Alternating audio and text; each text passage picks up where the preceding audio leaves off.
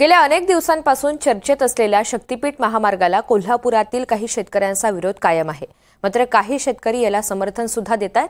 हा महामार्ग व्हावा यासाठी आता काही नेते शेतकरी प्रयत्न करत असल्याचं दिसून येतंय। मुलांना रोजगार हवे असतील, आयटी पार्क होण्यासाठी शहरं सुधारायला हवीत, या विकासासाठी थोडी जमीन गेली तरी चालेल, पण शक्तीपीठ महामार्ग होणं गरजेचं आहे, अशा भावना काही शेतकऱ्यांनी व्यक्त केल्यात। जाणून घेऊयात, या शेतकऱ्यांशी संवाद साधलेला आहे आमचे प्रतिनिधी विशाल पुजारी यांनी। शक्तीपीठ महामार्गाच्या समर्थनात कोल्हापुरात एक मेळावा पार पडला। या मेळाव्यामध्ये कोल्हापूर जिल्ह्यातले अनेक शेतकरी जे होते, जे शक्तीपीठ महामार्गामध्ये ज्या शेतकऱ्यांची जमीन जाणार होती ते शेतकरी जे आहेत ते सहभागी झालेले होते। ते शेतकरी माझ्यासोबत सध्या बोलण्यासाठी आहेत। तर काय खरं तर किती जमीन तुमची जाणार आहे शक्तीपीठ महामार्गामध्ये? मी बाधित शेतकरी या समर्थनच्या निमित्त आम्ही एकत्र आलेले आहोत। आमचा मार्ग हा जमिनीतून जातो। त्या जमिनीचे अंदाजे क्षेत्र जवळजवळ आमची 35 गुंठे त्यात बाधित होणारे क्षेत्र आहे। आणि या बाधित क्षेत्राबद्दल आम्हाला आमच्या पुनर्वसनाचा, आम्हाला मिळणारा मोबदल्याचा या परताव्याच्या अनुषंगानं आम्ही सरकारकडे आमचं गाऱ्हाणे मांडतोय, आम्ही बाजू मांडतोय।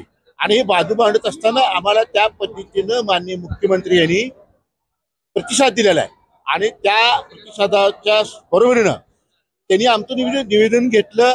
200 शेतकरी उपस्थित आहेत म्हणले, 1000 लोकांनी त्यांना दिलेलं स्वाक्षरी सकट निवेदन सुद्धा त्यांनी बघितलं। आणि त्यांनी हेही डिक्लेअर केलं सभागृहामध्ये, अधिवेशनामध्ये, की 1000 शेतकऱ्यांच्या स्वाक्षरीच्या निवेदन त्यांचं शेतकरी परिषद मेळावा होणार आहे।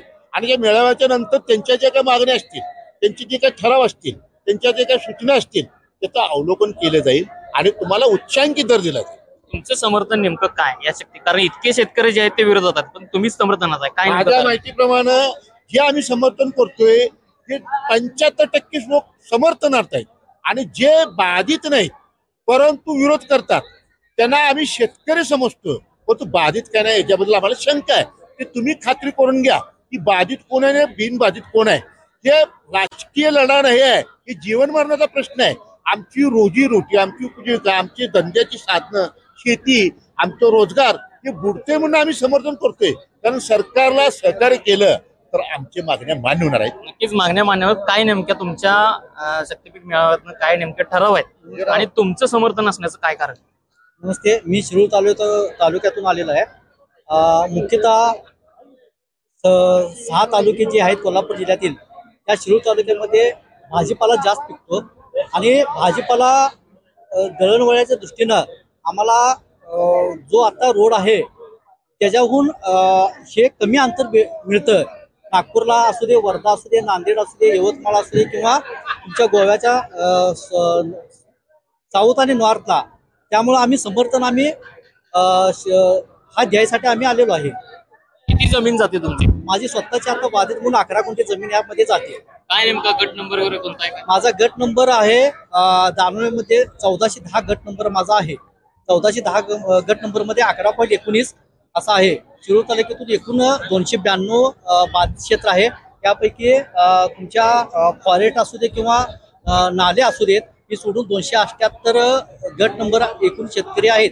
त्यामध्ये आम्ही जे कोल्हापूर सांगली सोडून पहिला जे गाव येतं ते कोथळी येतं। त्या कोथळी गावातून 48 बाधित शेतकरी आहेत। दानवे म्हणून गाव येते, त्या दानवे गावामध्ये 122 शेतकरी आहेत। निमशिरगाव मध्ये गाव आहे, त्या निमशिरगाव म्हणून गाव आहे, ते निमशिरगाव गावामध्ये 110 बाधित शेतकरी येतात। आणि चिपरी गाव म्हणून आहे, चिपरी गावामध्ये 6 बाधित शेतकरी आहेत। अशा आम्ही जवळजवळ आज संपूर्ण जरी बाधित शेतकरी आलेले असले तरी किमान 120 ते 100 शेतकरी आता इथे उपस्थिती आहेत। त्यापैकीच मी एक शेतकरी आहे। बाधित शेतकरी बांधव जे आहेत त्या सध्या शक्तीपीठ महामार्ग व्हावा यासाठी प्रयत्न करतायत। विकासासाठी थोडी का वेळेनं जमीन दिली तरच कुठेतरी विकास होऊ शकतो, अशी जी प्रतिक्रिया आहे ती या शेतकऱ्यांची। त्यामुळे शक्तीपीठ महामार्गाच्या समर्थनातले हे काही शेतकरी होते ज्यांचा या शक्तीपीठ महामार्गाला समर्थन आहे। विशाल पुजारी, NDTV मराठी, कोल्हापूर। शक्तीपीठ महामार्ग असो की कुठलाही विकासाचा प्रकल्प असो, सगळ्या लोकांना विश्वासात घेतल्याशिवाय, सगळ्यांची मतं जाणून घेतल्याशिवाय कोणी पुढे जाणार नाही आहे। सरकार हे कशाला असतं? विकास करण्यासाठी असतं, कोणाच्या आयुष्यामध्ये अडचण करण्यासाठी असतं का? आज महामार्ग तयार का होतात? कारण का विकास झाला पाहिजे। आज आपला मुंबई गोवा महामार्ग सुरू झाला, त्याच्यामुळे किती आपल्याला सोयीस्कर झालेले आहेत। तसंच शक्तिपीठ महामार्गाच्या निमित्ताने कोणाचे काय प्रश्न असतील तर ऐकून घेण्यासाठी आम्ही तयार आहोत आणि अडचणी दूर करू.